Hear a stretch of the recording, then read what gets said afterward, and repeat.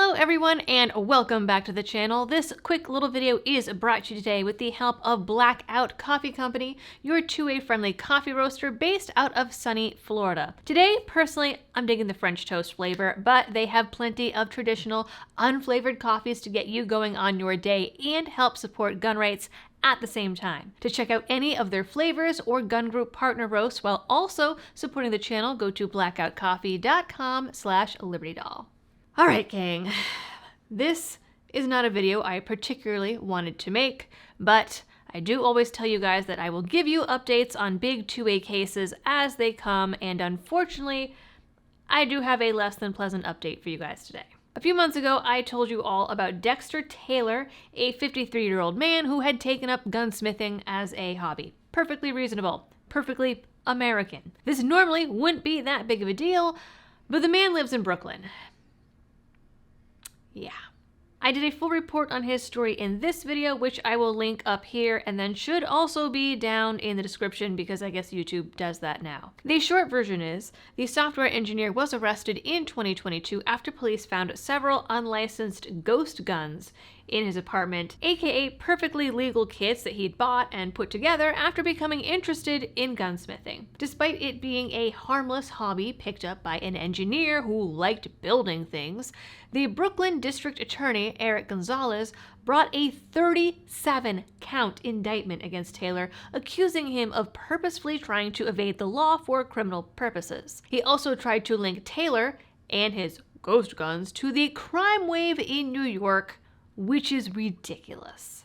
Taylor, for what it's worth, cited Bruin, and his lawyer pointed out that, by the numbers, he would have had about a 4% chance of getting approved for a gun license in New York, despite having no criminal record. His crime was a victimless one that shouldn't be a crime to begin with.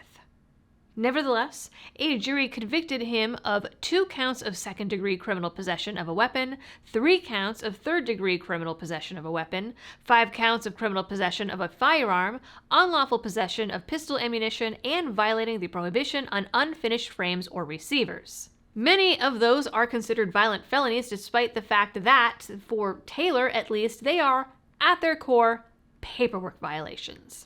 It's also ironic, as Gonzalez pledged to lead the most progressive DA's office in the country, and yet helped put a black man in prison for not filing paperwork for a constitutional right and American tradition.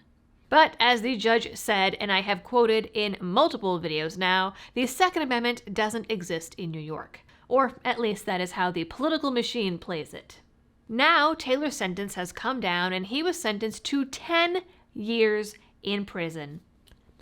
10 years! Gonzalez was open about making an example of Taylor, saying the sentence should send a message to anyone who tries to avoid New York's permitting, background check, and registration requirements. Oh, believe me, sir, we hear you loud and clear. The sentence is longer than some of Gonzalez's other recent wins. For example, a case where a man got 7 years for repeatedly a little girl. A 3 to 9 year sentence for a man convicted of second-degree manslaughter, and a 3.5 to 7 year sentence for a woman who stole $1 million from 9 people. All of those were crimes with victims. All crimes much, much worse than building guns for fun. And yet, they're all facing less prison time for destroying lives. I know that it is much easier said than done, and some would call it cowardly, but I think this case is another call for any gun owners who can leave New York to leave New York. If the left wants its liberal, gun-free utopia, let them have it. Let them make their bed and lie in it. Save your families the trouble and heartache of possibly seeing you in court someday with a similar sentence just for exercising your rights. After all, there are no Second Amendment rights, or really any others, when you're behind bars. All right, guys, I told you it was not a pleasant video to make. It is not a pleasant thing to report on, but that is it for today's video. I don't know if there's any other recourse that Mr. Taylor could possibly take. This is where the cards lie right now. So despite it being a gloomy topic, please like, share, and subscribe if you are new here. Do all the other algorithm things, the comments, all of that. And as always, guys, thanks for tuning in, and happy shooting.